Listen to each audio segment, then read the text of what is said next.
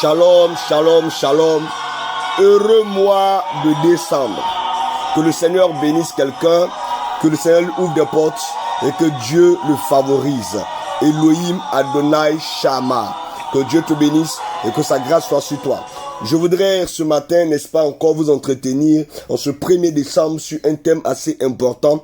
La Bible dit en Jean chapitre 4 verset 34, Jésus leur dit, ma nourriture est de faire la volonté de celui qui m'a envoyé et d'accomplir son œuvre. Ma nourriture. Nous savons que quand on parle de nourriture, c'est quelque chose qui est censé donner de la vie, donner de la force, donner de la vitalité, n'est-ce pas, donner n'est-ce pas, l'autorité à quelqu'un. Un homme qui ne mange pas est un homme faible. Un homme qui ne mange pas perd en énergie, perd en capacité. Un homme qui ne mange pas va commencer à halluciner. Jésus dit que ma nourriture, c'est en d'autres versions, ce qui fait ma force, ce qui fait qu'on m'appelle Jésus, ce qui fait qu'on me considère, c'est que moi je fais la volonté de mon Père, c'est que moi je reste dans le plan de mon Père.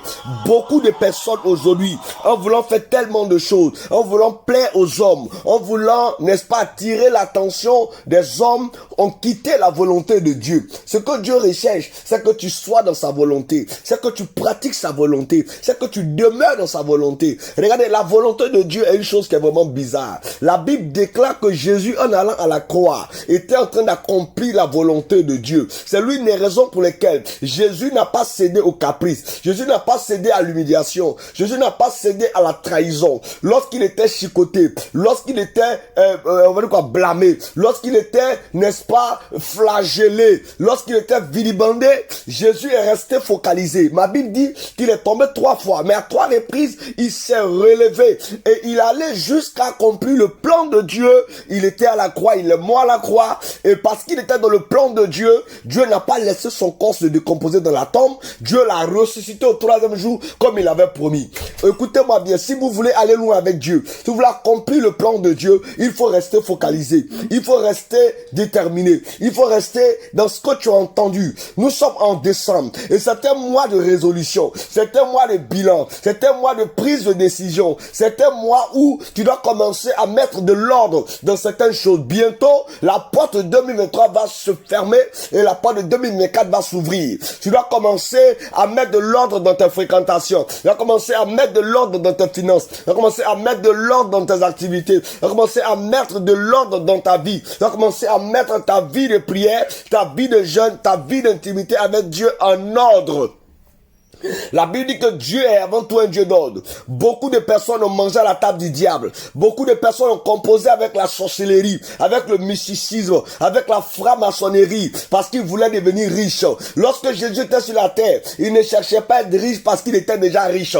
Quand tu es dans la volonté de Dieu, tu ne cherches pas les choses te cherchent. Tu ne cours pas après l'argent court après toi. Tu ne cours pas après le mariage court après toi. Tu ne cours pas après les opportunités viennent à toi. Tu ne cours pas après, n'est-ce pas, les avantages te cherchent. Je suis en train de dire à quelqu'un que en ce mois de décembre, l'Éternel va intervenir dans ta vie. Dieu va permettre que ce mois soit un mois facultatif, mais un mois de grâce et de gloire. Je suis en train de dire quoi à quelqu'un? Le 12e mois, le chiffre 12, dans le monde des esprits, est le chiffre des sommets, c'est le chiffre de la grandeur, c'est le chiffre de la grâce, le chiffre, n'est-ce pas, on va dire quoi,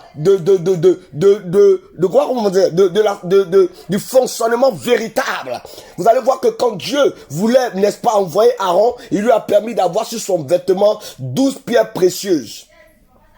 La Bible parle de 12 tribus d'Israël. La Bible parle de 12 mois de l'année. La Bible parle également des 12 apôtres de Jésus. Laissez-moi vous dire que le chiffre 12 est un chiffre pilier. C'est un chiffre de fondement. Le mois de décembre doit être le mois basique. C'est à partir de ce mois-là que 2024 sera pour vous une année de succès ou une année d'échec. Parce que la manière d'entrer dans une année détermine la manière de sortir de cette année. Cette année, tu n'entreras pas en 2024 comme tu es entré les autres années. Tu dois préparer un sacrifice annuel. Tu dois préparer une offrande annuelle. Tu dois booster ta foi. Tu dois faire quelque chose qui va attirer sur toi les regards de Dieu. 2024, écoutez-moi bien, pour ceux qui lisent les étoiles, pour ceux qui ont une bonne lecture des événements spirituels, pour ceux qui savent lire, n'est-ce pas, l'atmosphère, ils savent que l'année 2024 est une année de faveur. C'est la raison pour laquelle, pour ceux qui lisent les actualités, nous aurons la CAN en Côte d'Ivoire. Quand une CAN s'installe dans une nation, c'est un ciel ouvert, parce que toutes les nations viennent viendront, toutes les nations africaines viendront, et même les nations européennes, par curiosité, viendront vers la nation qui organise la CAN. Laissez-moi vous dire que c'est des grandes opportunités, des affaires qui vont marcher. Il y a des gens qui vont faire des rencontres, ils vont faire la rencontre de leur mari, la rencontre de leur femme. Il y a des gens qui vont avoir de grandes ouvertures, de grands marchés, de grandes opportunités. Tu ne dois pas rester en marge. Tu dois commencer à préparer la fondation de 2024. Et ça commence en décembre. Prépare une offrande, prépare une action, mets quelque chose à côté. Tu ne dois pas traverser le mois de décembre comme les autres mois. Le 31 décembre, à la nuit de la traversée, où est ton offrande? Qu'est-ce que tu as prévu? Qu'est-ce que tu as mis à côté pour provoquer la main de Dieu? Qu'est-ce que tu as mis à côté pour provoquer la grâce de Dieu? Oui, Namasaka Yam de Bray de Lons. Que ce mois de décembre soit un mois de faveur pour toi. C'est un mois d'opportunité pour toi. C'est un mois de grâce pour toi. C'est un mois de témoignage pour toi. C'est un mois de bonnes nouvelles pour toi. Soit un mois de résolution ferme pour toi. Soit un mois de choix véritable pour toi. Soit un mois de séparation pour toi. Soit un mois de rencontre pour toi. Soit un mois, n'est-ce pas, de grâce pour toi. Que Dieu permette qu'en ce mois de décembre, les portes devant toi s'ouvrent. Le témoignage arrive dans le nom de Jésus-Christ. C'était, n'est-ce pas, votre serviteur, le grand lion blanc, le révérend prophète, le Nabi Jérémie Zoé, président fondateur des églises Mission Internationale de la puissance de l'évangile pour le rachat des âmes. Que le Seigneur bénisse quelqu'un et que sa grâce surabonde sur sa vie. Amen.